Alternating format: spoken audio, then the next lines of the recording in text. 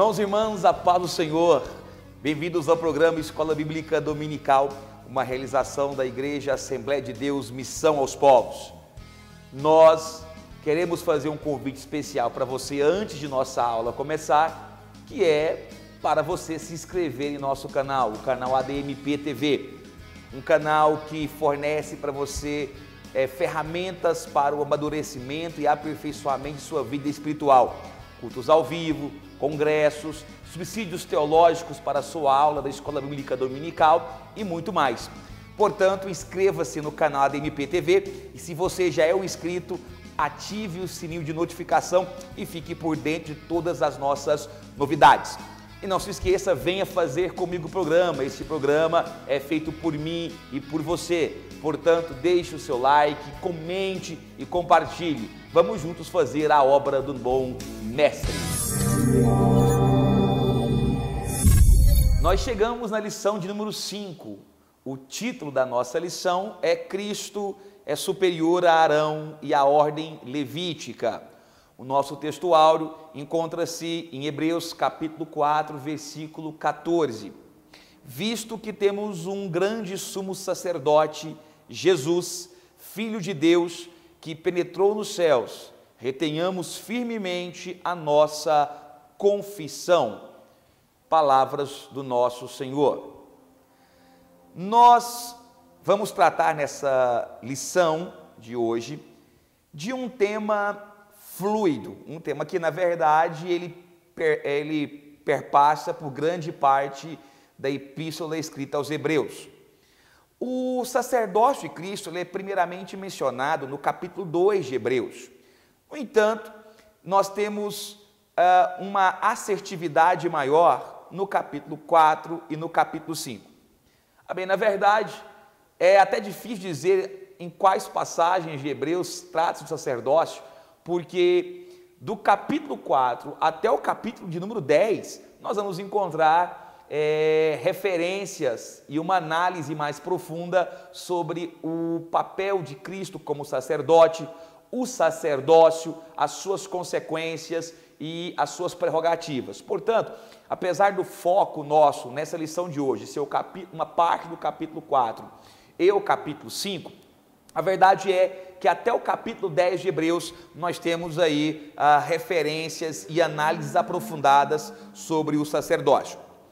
Temos que ser justo de afirmar que Hebreus não é a única passagem que o escritor fala sobre o sacerdócio de Cristo.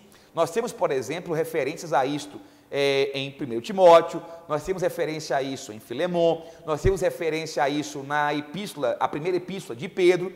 No entanto, nenhum desses autores, nem Paulo nem Pedro, se aprofundaram tanto e com tanta clareza com relação ao sacerdócio de Cristo, como fez o escritor desta carta, a carta aos Hebreus. Por isso que é particularmente interessante destacar este escopo sacerdotal de Cristo descrito na epístola aos Hebreus.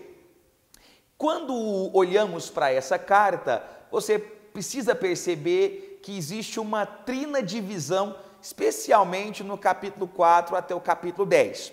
Primeira divisão, há um foco maior no papel de Cristo como sacerdote, ou seja, o ofício de Cristo.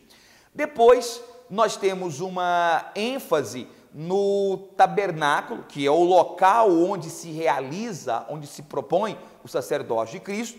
E, finalmente, nós terminamos com o exercício do sacerdote, ou seja, a última parte, já chegando aí no capítulo 9, no capítulo 10 de Hebreus, nós temos que o autor se debruça com mais cuidado sobre a parte do sacrifício e a parte das ofertas. Portanto, essa trina divisão, ela deve ser destacada por você, porque ela é realmente importante. Ou seja, o papel, foco no sacerdócio, depois no tabernáculo e finalmente nos sacrifícios e ofertas. Portanto, tenhamos isso em mente ao discorrermos sobre o sacerdócio de Cristo. Nessa primeira aula, voltaremos a falar sobre o sacerdócio de Cristo em outro momento, mas nessa primeira aula focada no sacerdócio, nós iremos falar sobre o papel, a vocação, o chamado, as prerrogativas e também as qualidades que faz de Cristo, não apenas o sumo sacerdote, mas o maior sacerdote existente, e a sua superioridade, tanto sobre Arão, que é uma figura emblemática, o sacerdote veterotestamentário, quanto também sobre a ordem levítica, a superioridade de Cristo sobre todos eles. Portanto, vamos discorrer sobre as qualidades e as prerrogativas que tinha o sacerdote e analisar mais a fundo isso nessa nossa lição. Vamos analisar as qualificações e a obra do sacerdote segundo a ordem levítica, a ordem aarônica. Primeiro que destaca-se, que deve ser pontuado, é que Hebreus capítulo 5, versículo 1, a parte A, deixa claro que o sacerdote deveria ser alguém tirado dentre os homens. Em outras palavras, deveria ser alguém que compartilhasse a mesma natureza daqueles a quem ele representaria perante Deus. Uma outra característica que nós temos se refere à obra do sacerdote. Por quê? Porque ele deveria interceder diante de Deus pelos homens. Esse era o seu grande ofício. Então, a segunda característica que nós temos se refere justamente à obra. A terceira característica que nós temos é que o sacerdote não deveria comparecer diante de Deus de mãos vazias. É onde entra a figura importante das ofertas e do sacrifício.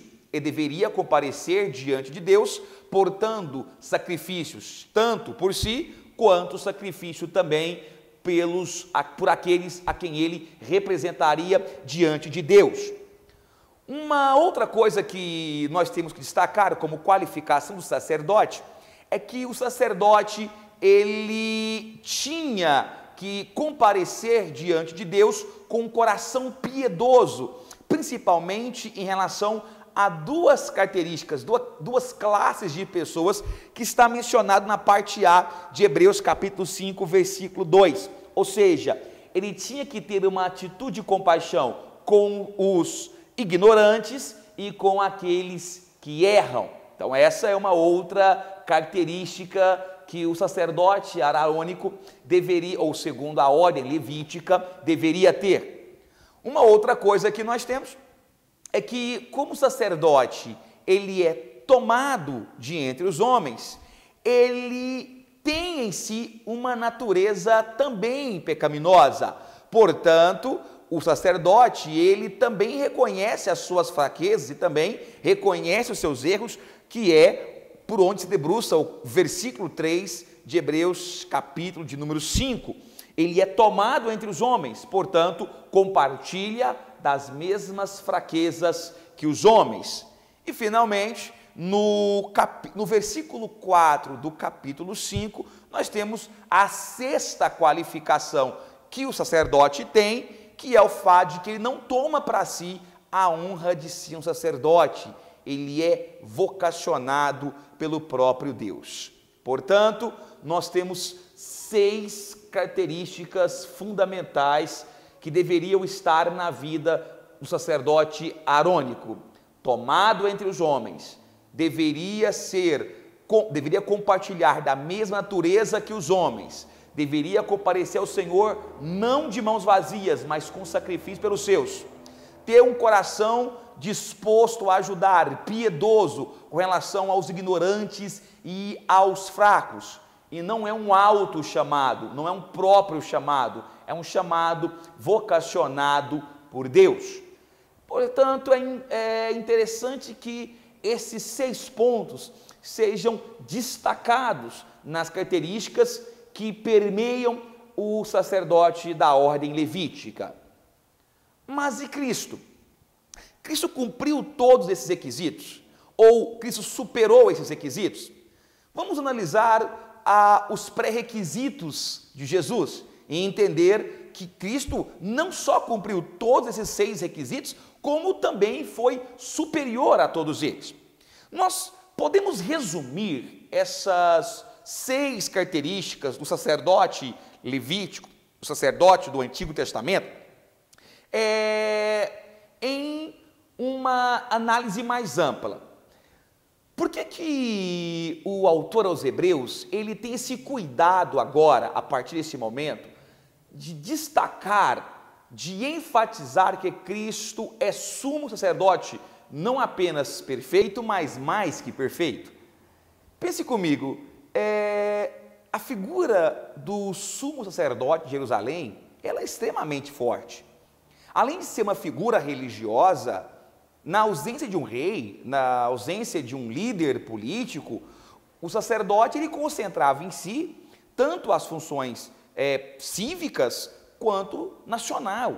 Ou seja, veja bem que era uma liderança muito forte. Repito, além de ser o líder supremo em termos religiosos, na ausência de um rei, na ausência monárquica, ele assumia tanto a função política, a função cívica, quanto todos os quesitos que envolviam assuntos nacionais. Portanto, o escritor aos Hebreus, quando ele descreve Jesus como sacerdote, ele tinha consciência de que as prerrogativas e os motivos pelo qual Cristo é o maior sacerdote e o maior sacerdote de todos os tempos, deveria ser claramente exposta, embasada, tanto no Antigo Testamento quanto no Testemunho dos Apóstolos, para que os crentes recém-convertidos e aqueles que não eram recém-convertidos, mas que já tinham uma certa maturidade espiritual, entendessem o porquê que Jesus realmente é sacerdote superior. Muito bem, para isso nós podemos então primeiro pensar na aptidão pessoal de Jesus em relação a isso. E o autor aos Hebreus, ele começa se debruçando sobre a vocação de Cristo para o sacerdócio. Leiamos Hebreus capítulo 5, versículo 5, para entendermos isso melhor. Assim também Cristo não tomou para si mesmo a honra de ser grande sacerdote. Perceba que ele diz o seguinte, olha, não foi Cristo que se autoproclamou sacerdote. Foi Deus quem lhe deu essa honra, pois lhe disse, tu és meu filho, hoje eu me tornei o seu pai. É interessante que você observe que em Hebreus capítulo 4, a partir do versículo 14, o escritor ele usa o nome de Jesus como sumo sacerdote. No entanto, ao fazer uma análise mais aprofundada, uma explanação exegética sobre o papel de Cristo, de Jesus, no capítulo 5, o autor desta epístola ele usa o título Cristo. Vai lembrar que Cristo significa ungido. É notório isto porque a impressão que nós temos é que o autor ele faz uso desse título de Cristo para dizer, olha, ele foi ungido sumo sacerdote, ele foi vocacionado como sumo sacerdote, e destaca-se inclusive a filiação de Cristo, ou seja, Jesus como Filho de Deus. No entanto, é claro que a filiação não garante propriamente o serviço de sacerdote, especialmente de sumo sacerdote. E é por isso que, destacando juntamente com a filiação de Cristo, o autor ele também corre mais uma vez, como ele faz durante todo o seu livro, ao Antigo Testamento e enuncia o chamar de Cristo para o sumo sacerdócio, lá em Salmos 10, versículo 4, que diz assim, jurou o Senhor e não se arrependerá, tu és um sacerdote eterno, segundo a ordem de Melquisedeque. Isso é Salmos 110, versículo 4. E para testar que além da filiação, Cristo também tem a vocação, ele reforça isso em Hebreus capítulo 5, versículo 6. Como também diz no outro lugar, tu és sacerdote eternamente, segundo a ordem de Melquisedeque. Mas por que a figura de Melquisedeque ela é tão importante ao ponto do autor ele resgatar e utilizá-la como embasamento para fortalecer a visão de que Cristo não apenas é sacerdote, como é sacerdote superior em vocação e em chamado à ordem arônica, à ordem levítica. Primeiro, existem algumas prerrogativas que Melquisedeque tinha e que foram compartilhadas e exacerbadas por Cristo. Primeiro, porque Melquisedeque, ele era sacerdote eterno, ou ele é sacerdote eterno. Entenda que quando dizemos que Melquisedeque tem um sacerdócio eterno, é porque não houve um outro sacerdote que veio antes de Melquisedeque, que tivesse a mesma chamada que ele, e nem tem outro destacado. A Bíblia, depois de Melquisedeque, ela cita apenas sacerdote segundo a ordem arônica. Melquisedeque, segundo a ordem de Melquisedeque, não tem. Portanto, ele foi o primeiro e único sacerdote, segundo a sua própria ordem. E nesse ponto é onde Cristo se assemelha a Melquisedeque e extrapola essa semelhança, ele vai além, porque lembre-se, Melquisedeque é um tipo de Cristo. Por que dizemos isso? Porque antes de Cristo não há sumo sacerdote perfeito, e após Cristo também não há. O sacerdócio de Cristo, ele é eterno, o que logicamente já é uma enorme diferença e um aspecto superior em relação à ordem levítica, que era um chamado momentâneo, um chamado temporal. Uma outra coisa que destaca é que Melquisedeque, ele não foi ungido com óleo, como acontecia com os sacerdotes arônicos, mas ele foi ungido pelo Espírito Santo, segundo as palavras do autor da Epístola aos Hebreus. Olha que isso também vale para Cristo. Cristo, ele não foi ungido com óleo, no entanto, ele foi ungido pelo Espírito Santo no ar do seu batismo, quando desce sobre ele o Espírito Santo, portanto, apontando a sua vocação. Assim como Melquisedeque, Cristo foi ungido pelo próprio Espírito Santo, através do pneuma, do movimento, que é esse doce e suave Espírito. Da mesma forma como Melquisedeque não queimou sacrifícios, mas apresentou a Abraão pão e vinho como oferta, Cristo também apresentou o pão e o vinho tipificado na ceia. Veja como é maravilhoso essa concordância, essa cadeia temática, essa coesão sobrenatural que existe na passagem, nas Escrituras Sagradas.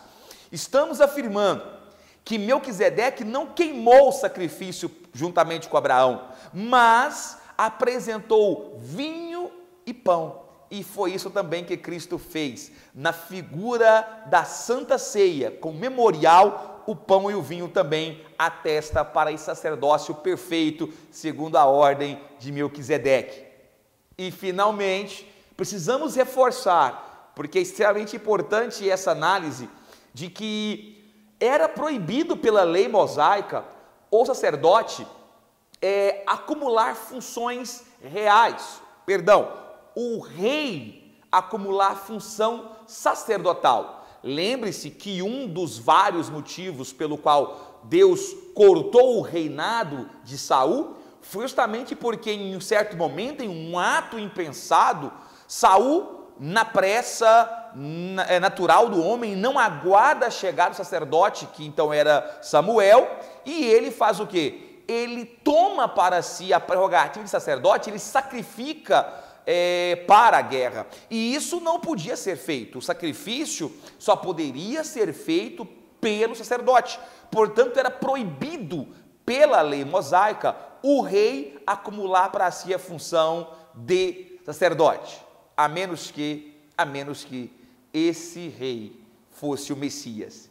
E é aí que Cristo é apontado como aquele que unifica, como Melquisedeque, a função de rei e sacerdote, porque Melquisedeque era rei e Melquisedeque era sacerdote. Logo, quando se afirma que Cristo é sacerdote segundo a ordem de Melquisedeque, é porque Cristo é rei e sacerdote. Uma exceção que suplanta toda a ordem levítica, que suplanta toda a ordem arônica. Nós vemos muito claramente isso em Zacarias capítulo 6, versículo 13, quando o profeta do Antigo Testamento diz: ele mesmo edificará o templo do Senhor, e ele levará a glória, assentar-se-á no seu trono e dominará, é rei. E será sacerdote, oh glória a Deus, e será sacerdote no seu trono, e conselho de paz haverá entre ambos os ofícios. O nosso coração se exulta, se alegra quando lemos isso.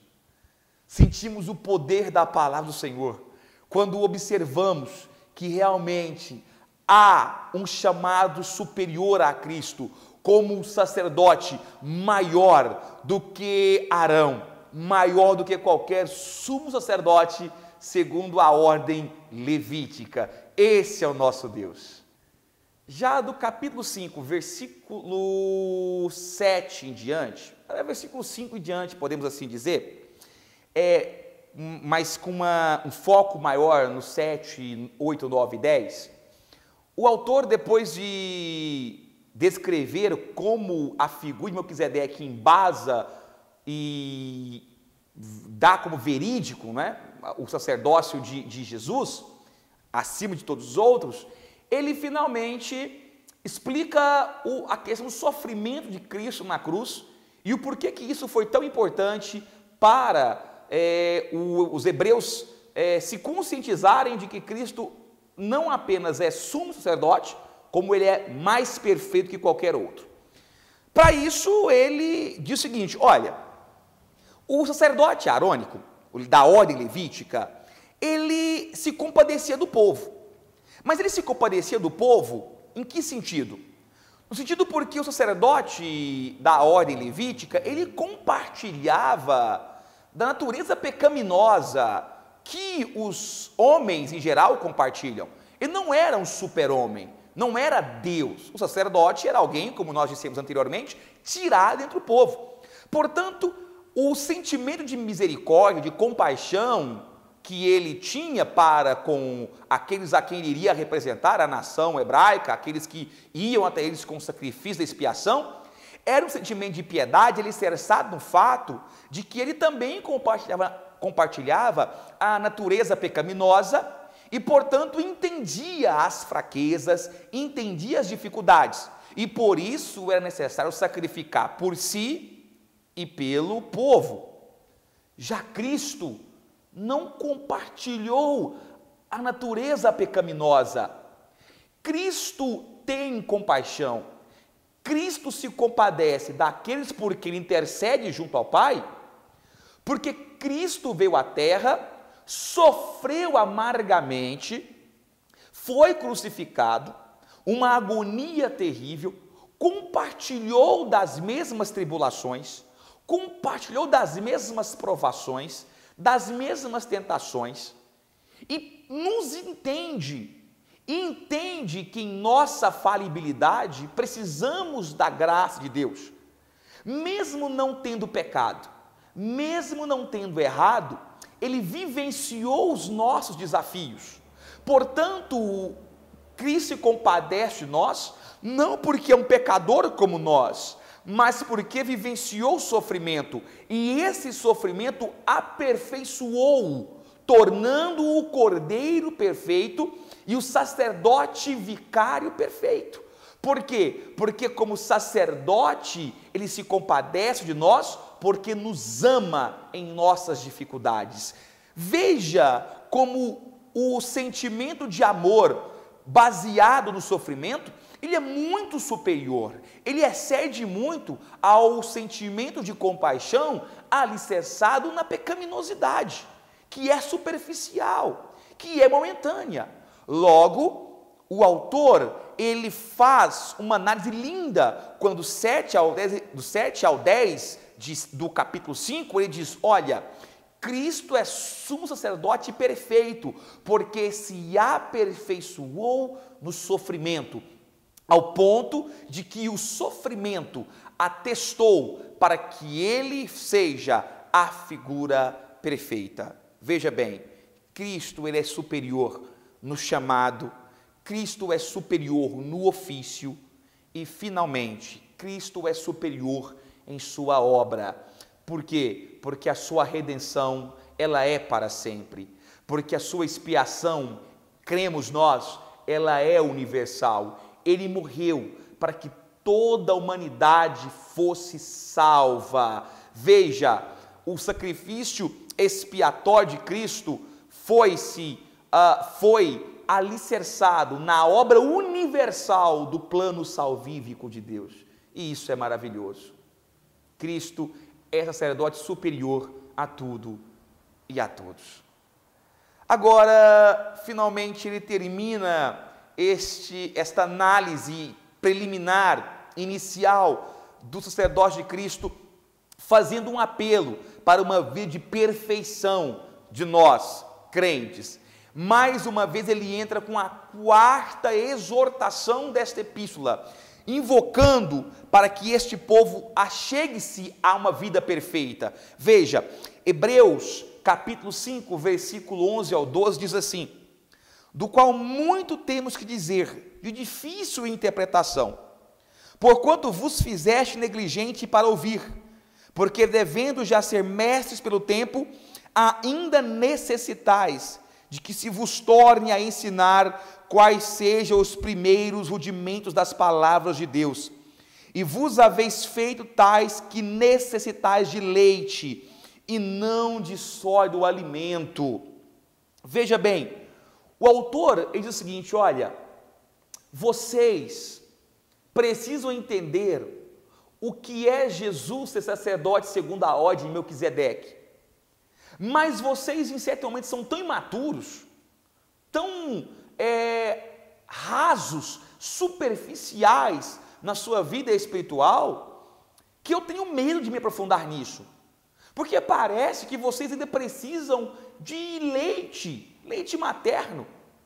O autor, ele exorta este povo, dizendo: olha, vocês já têm tempo de fé suficiente para serem mestres, para conhecerem a fundo o Deus a quem servis, e não ficar aí sendo balançados por ventos de vãs doutrinas, ventos de falsas doutrinas, de heresias. É uma exortação forte, e é uma exortação que atinge a mim e a você. Ele diz: olha, vocês, se você analisar o tipo verbal aqui empregado, ele não diz assim: olha, vocês estão se tornando preguiçosos. Pelo contrário, o tempo é o pretérito perfeito. Vocês já se tornaram preguiçosos. E é um alerta, dizendo: olha, nós precisamos buscar uma vida perfeita. Parece que vocês ainda estão no ABC da vida cristã, nos rudimentos, até essa expressão é muito utilizada por ele, nos rudimentos da vida cristã. E ele alerta, diga: olha, o ato contínuo de viver uma vida espiritual favorece a uma maturidade maior do crente. Esse final deste capítulo, portanto, traz a nós um entendimento muito sério. Nós temos que entender que andar com Cristo faz-nos amadurecer. Se estamos nessa jornada há um tempo e ainda temos atitudes neófitas, atitudes de quem vive uma vida incipiente, rasa com Cristo, então precisamos olhar para nós, fazer um autoexame e aceitar que precisamos buscar mais de Deus. E é por isso que nós cremos que andar com Deus é se aperfeiçoar em Deus. Essa lição é uma lição maravilhosa. Meu irmão, minha irmã, Cristo, a todo momento, pelo autor aos Hebreus, ele é destacado como sacerdote superior. E se assim o entendemos, e se assim o cremos, precisamos ter uma vida madura e frutífera na presença de Deus. E é assim que o autor encerra esta primeira análise. E o nosso programa Escola Bíblica Dominical vai chegando ao final de mais uma lição abençoada. Como Cristo tem falado conosco por meio desta epístola, não? E nós terminamos reforçando o convite que foi feito no começo de nossa aula, do nosso programa. Inscreva-se no nosso canal, o canal ADMP TV, e fique por dentro de todas as nossas novidades. Se você já é um inscrito, clique no sininho de notificação e não perca nada. Nós temos aí muita coisa boa para o seu coração. Espero você aqui na próxima quarta-feira para mais um programa Escola Bíblica Dominical. Que Deus possa, em Cristo Jesus, lhe prosperar sempre mais. Amém.